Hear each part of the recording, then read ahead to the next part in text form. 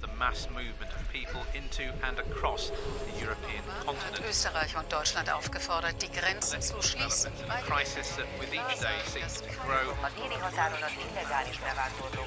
Et en Autriche, par exemple, 15 000 dans ce seul pays ce week-end. Syria's trauma rarely is this visible.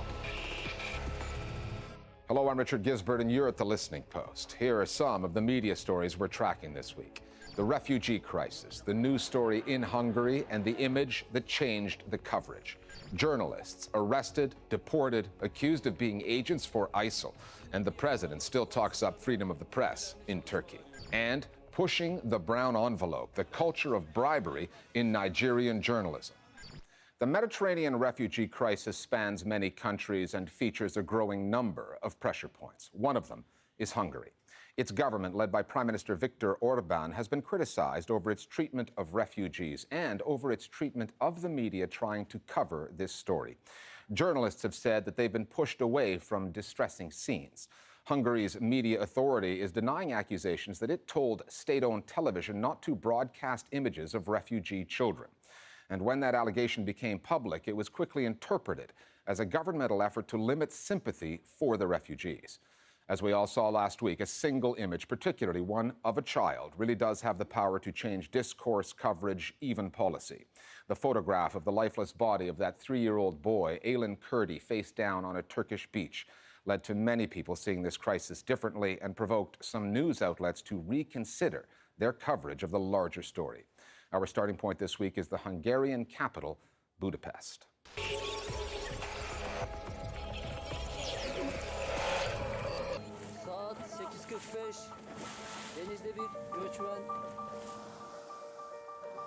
Having survived the trip across the Mediterranean to the shores of Europe and then heading overland, for many, its destination Germany, the refugees made it to Hungary to find that the government there had already put them on its political agenda.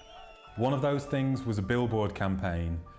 There was 1,000 billboards around Hungary. They were saying things like, if you come to Hungary, don't take the jobs of Hungarians. If you come to Hungary, respect the laws of Hungary. And certain slogans, interestingly, in the Hungarian language. So who were they actually aimed at? Probably not the migrants. And then the right-wing press of the governing party took up this narrative. Story after story of terrorists posing as refugees, saying that the refugees are sick and spread disease across Hungary. Because of all the fuss that the media campaign generated, the government was not getting prepared or organized. So while the media continues to pound the anti-refugee narrative, in the real world, nothing was done to try and handle the wave of refugees. For reporters from the outside, this story has turned into a crash course on Prime Minister Viktor Orban's approach to the media.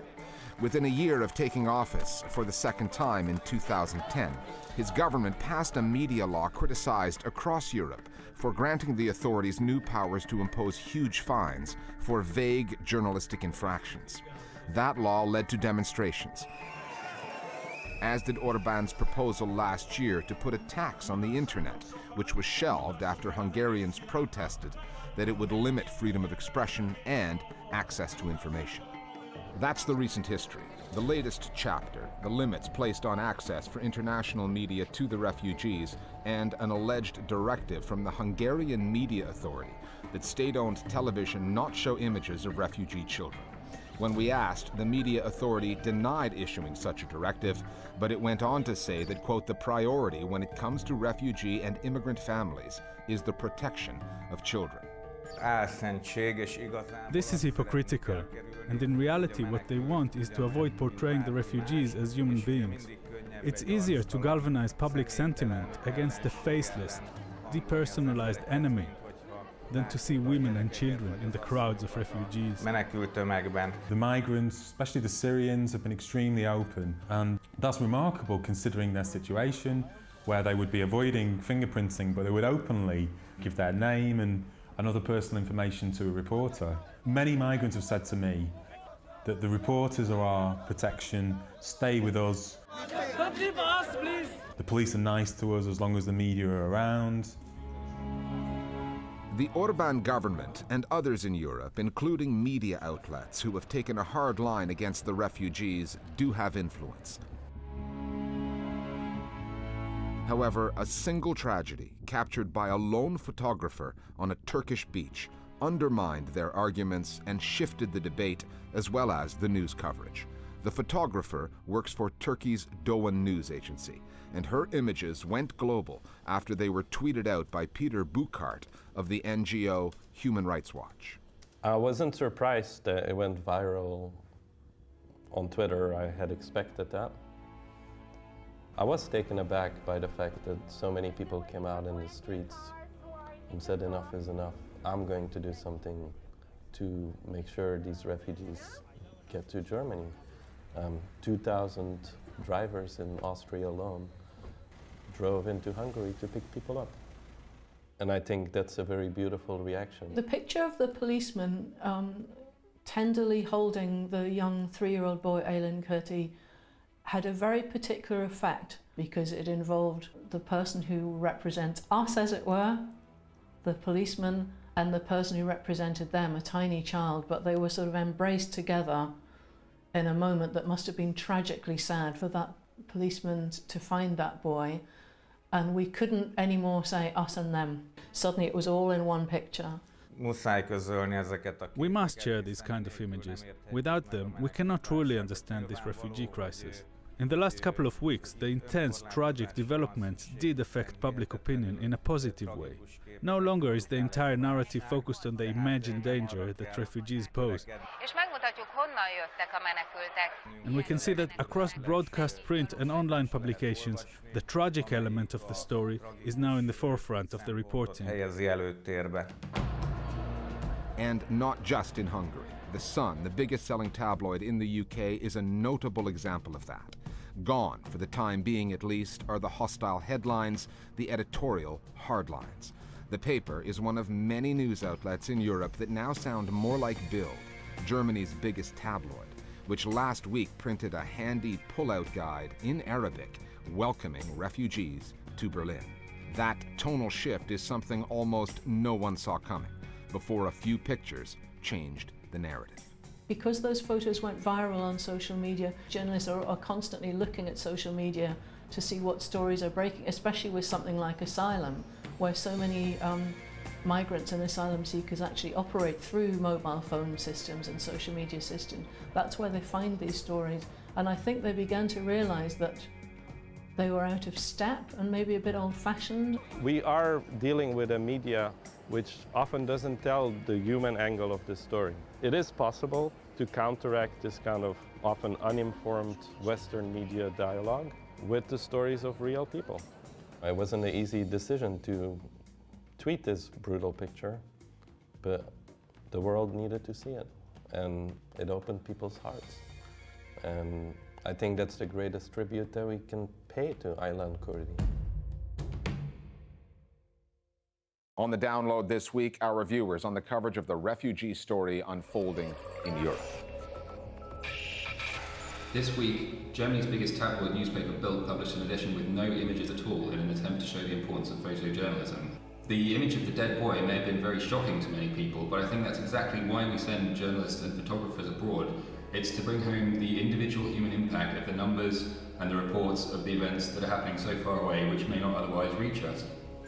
There is generally a stigma surrounding migrants, and by using the wrong terminology, we are allowing refugees who are fleeing danger to be subject to the same rejection, to be reduced to the same misconceived stereotype. We are taking attention away from the protection that refugees are entitled to by international law. Other media stories on our radar this week. Here's a quote from Turkey's President Tayyip Erdogan, delivered a week ago. He said, "There is no freer press in Europe or the world than in Turkey." That same day, two British journalists working with Vice News, Jake Hanrahan and Philip Pendlebury, were deported back to the UK after a few days in a Turkish prison. They were arrested in the southeastern part of the country after filming clashes between police and supporters of the PKK, the pro-Kurdistan Workers' Party. They were charged with deliberately aiding an armed organization. Their Iraqi colleague, translator Mohammed Rasul, remains in jail And the charges against him relate to encryption software that's on Rasul's computer, software that has also proven popular with ISIL militias, among many others. And in a bizarre piece of television, ATV, a privately owned channel long loyal to President Erdogan, put two columnists on the air who called the Vice journalists specially trained agents and said that they were organizing for ISIL. Jake Harrahan ve Philip Pendlebury isimli muhabirlerin DAEŞ'e militan kazandırmak için gece gündüz çalıştıklarını, asker ve polis merkezlerini vuracak canlı bomba aradıklarını bildirdi. Vice has always denied the allegations. Frederica Hirdink, a Dutch journalist based in Diyarbakir, was arrested for the second time this year while covering clashes between the police and Kurdish militants. Hirdink has since been released and deported to the Netherlands. And that's just the foreign journalists. Yavuz Baydar, who's with the Today's Zaman newspaper, now faces charges of insulting President Erdogan in two of the columns he recently wrote. The paper's editor-in-chief, Bülent Keneş, has already been handed a suspended prison sentence of 21 months over a tweet that he sent out about Erdogan back in June. With elections coming up in November, the Turkish media story is heating up. Last weekend, supporters of the ruling AK party attacked the Istanbul offices of the Hürriyet newspaper. They stoned the building following a Twitter campaign organized by pro-government activists who accused the newspaper of misreporting a speech by the president. The Inter-American Court of Human Rights, which is based in Costa Rica, has ordered the Venezuelan government to reestablish the broadcasting license of an opposition TV channel, RCTV, Radio Caracas Television. That license was pulled in 2007 under the government of President Nicolas Maduro's predecessor, the late Hugo Chavez. RCTV had been on the air ever since 1953 and was the country's most watched channel. Along with another channel, Venevisión, RCTV openly backed a coup against Chavez in 2002 that led to the president's temporary overthrow. This new ruling noted how Chavez accused RCTV of being involved in the coup and said that the decision not to renew the license was based on the station's critical editorial line. The court, which operates under the aegis of the Organization of American States, heard Venezuelan government lawyers argue that RCTV's license was revoked after RCTV abused its right to freedom of expression. Its programming was characterized by constant misreporting of facts, withholding of information, and manipulation of quotes, presenting events in a biased way. In China, news stories have a way of being in the headlines one day, then disappearing the next. And that seems to be the case with the story of Wang Zhuaolu. Wang is a business reporter who wrote a piece on July 20th in a financial magazine called Caijing. Wang's article reveals some of the inner workings of China's Financial Regulatory Commission, the CSRC. And that article is alleged to have contributed to the Chinese market crash that followed shortly thereafter. At the end of August, with the market still in turmoil, Wang was one of 200 people rounded up and accused of colluding with others in fabricating and spreading fake information on securities and futures markets. He was then shown on the state-owned broadcaster, CCTV, confessing.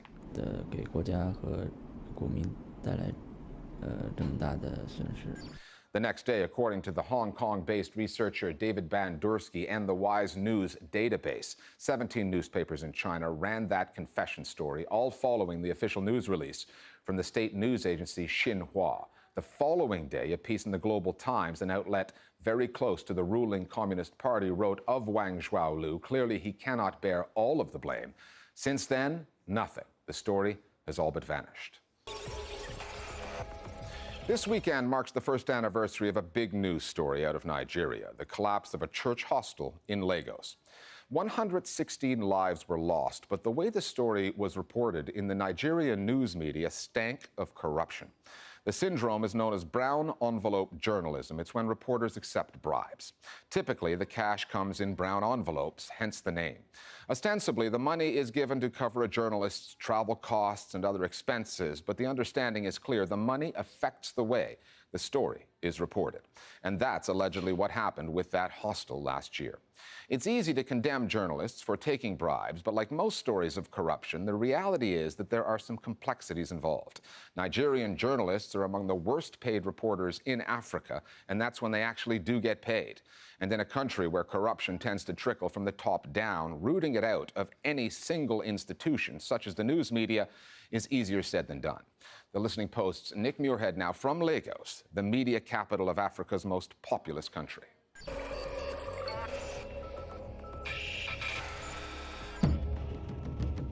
September 2014. Nigerian journalists raced to the scene of a collapsed church hostel on the outskirts of Lagos. More than 100 worshippers had come there to see one of Nigeria's best-known evangelists, TB Joshua. They now lay dead beneath the rubble. Eager for details and prevented from accessing the site, the journalists sought out the pastor. So he came out and was like, okay, can you tell us, say something? Somebody said no, he wasn't going to say anything, but we should go there and say the positive things that the church was doing about the tragedy. And as every journalist was leaving, they were handed an envelope, which I think had a 50,000 naira, which is about $200-300 roughly. And I was aghast because when he mentioned money, journalists immediately changed and they were suggesting to him what he should say and what he should do. The brown envelopes worked. Here's what many Nigerian news outlets focused on in the days after the tragedy: that there was a mysterious aircraft hovering above the building before it collapsed, that the militant group Boko Haram may have been responsible, and that TB Joshua called the victims martyrs of the kingdom of God. Here's what went largely unreported: that 4 floors had been added to the 2-story building illegally, leaving it structurally flawed, and that members of the church had possibly hindered first responders when the rescue operation began. Later, the Lagos State Coroner would say that the church was criminally negligent, an assertion the evangelist's followers refused to accept, and a far cry from the whitewashing that went on in the Nigerian media. Nobody was asking critical questions. On the Saturday, I woke up in the morning and the first picture I saw on my phone was the then president, Goodluck Jonathan, shaking hands with TB Joshua. And the news said he has gone for a condolence visit to the church. Let's call it a gift. That was the final straw for Nicholas Ibekwe, who was one of the reporters at the scene that day. He says that he did not accept a brown envelope, and that after reading the coverage of the tragedy, felt compelled to expose the cover-up. He tweeted that the pastor had bribed journalists and backed up the claim with an audio file that allegedly confirms TB Joshua paying off the media.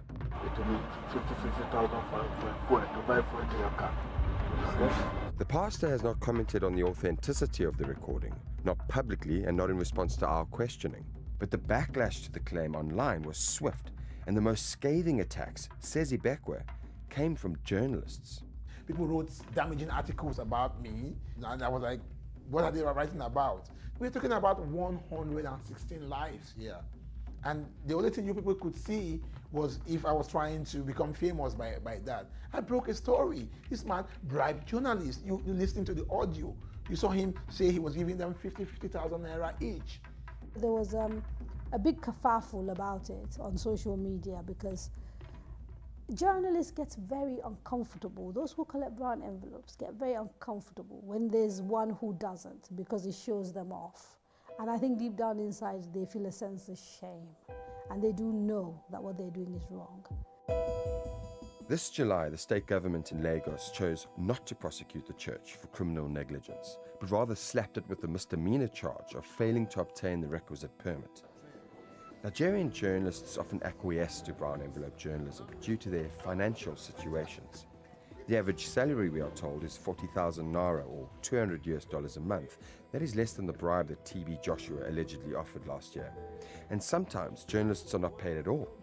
In July this year, the Nigerian Union of Journalists protested outside the premises of the This Day newspaper in Lagos to demand the payment of salaries owed to its members, going back 9 months. We tried numerous times to arrange an interview with the owner, editor, or managing director of This Day, but nobody was made available. So we went to the paper's offices to try our luck. We've just been to the This Day offices here in Lagos to find posters on the windows outside saying that the company is under investigation. There were very few journalists inside the building. One of them told me that the company does not condone brown envelope journalism and that the wage dispute will be resolved by the end of the month. But what we've also been told here in Nigeria is that not every journalist means what they say, what they report. I contacted the same journalist at the This Day newspaper a month later and was told that the wage dispute was still ongoing and that ultimately, when journalists are not paid, they are left with very little choice but to fend for themselves. Whole political economies are run like that, where for the government to save money, they expect public officials to supplement their incomes by taking bribes from the public. Now, the media is one of the drivers of the political economy of Nigeria, and you could often feel sorry for journalists who have not been paid for a while or are even encouraged by their publishers. Look, I've not paid your salary, you go earn an income. And that is one way of publishers saying, brown envelope journalism is there. If I don't pay you, you're going to make your money anyway. There is a saying that the music that hunger plays in your stomach makes you deaf to reason. You don't begin to preach ethics to a hungry man. Therefore, when journalists are not paid, they are prone to being compromised. I'm not saying that it's only those who are not paid that take brown envelopes. Even some who are well paid still do. Which gets to the root of the problem. Transparency International is an NGO that analyzes how corrupt the country's public sector is perceived to be. In its 2014 index, Nigeria ranked 136 out of 175. There is systemic corruption in Nigeria that goes far beyond journalism. The brown envelopes are just a symptom. Corruption has eaten deeply into the fabric of Nigerian society, and journalism is part and parcel of the Nigerian society. Nigerian journalists are Nigerians, so it's no wonder that they've been infected as well by this disease that is affecting everything else. A lot of editors and publishers try as much as possible to stay within the realm of verifiable fact and correct news reporting. But remember, you have a corruptor and a corruptee. It is in the interest of those who dominate the political economy of Nigeria to corrupt the journalists. Make yourself a honest man, and there is one crook less in the world. So when you have resolved to be an ethical journalist, then it affects the industry in one way or the other. So if majority of journalists decide to be ethical, then the image and reputation of the profession is being cleaned up. Journalism is meant to hold power to account, but as long as airtime and column inches are up for sale in Nigeria, So what are you going to write now? then journalism will reinforce corruption in the country. But not all journalists are for sale. Some have become the watchdogs of their own profession, and that for now is a start. Finally, back to the refugee story. Hans Rosling is a Swedish medical doctor. He's a statistician, an academic, a giver of TED Talks, the kind of big thinker who ends up on those annual lists of the world's most influential people. He comes at the refugee story first as a doctor. He talks about vaccinations, for example, as a measure of a country's social progress. As a statistician, he looks hard at the numbers. And as an academic, he makes the point that to understand this story, news coverage is simply not enough. Without the background, without the context, all of those headlines, all of those images, and all that rhetoric just confuse us. The answer, he says, lies in educating ourselves and then watching the news coverage. Plus, when's the last time you've seen an intellectual making a point to his television interviewer by pointing to the bottom of his shoe? And it's a salient point as well. We'll see you next time here at the Listening Post. Men man kan inte använda sig av media om man ska förstå världen. Om man tror att större delen av världens befolkning är jättefattiga, flickorna går inte i skolan, barnen vaccineras inte och här är de rika länderna och så försöker de komma dit som flyktingar. Då vet man ju inte hur det är. Man måste förstå att det finns länder på alla nivåer och de flesta är någonstans i mitten. Men det jag tänker på, set fra et medieperspektiv, ikke bare her i programmet, men medier generelt, det er jo, at mange medier vil sige, vi rapporterer om verdens tilstand, som den er, og lige nu er der krig, konflikter, kaos, uro och en hel række andra negativa aspekter. Det var ju fel. Du har ju fel, rakt upp och ner fel. Om ni väljer att visa om ni väljer att för mig att bara visa min sko, den är ju jätteful, det är ju bara en del av mig. Om du väljer att visa mitt ansikte så är det en annan. Ni visar ju en liten del och kallar det för världen. Vad baserar du den viden på? Jag använder vanlig statistik som är sammanställd av Världsbanken och FN. Och det är inte kontroversiellt. Det här är ingenting som man kan diskutera. Jag har rätt och du har fel.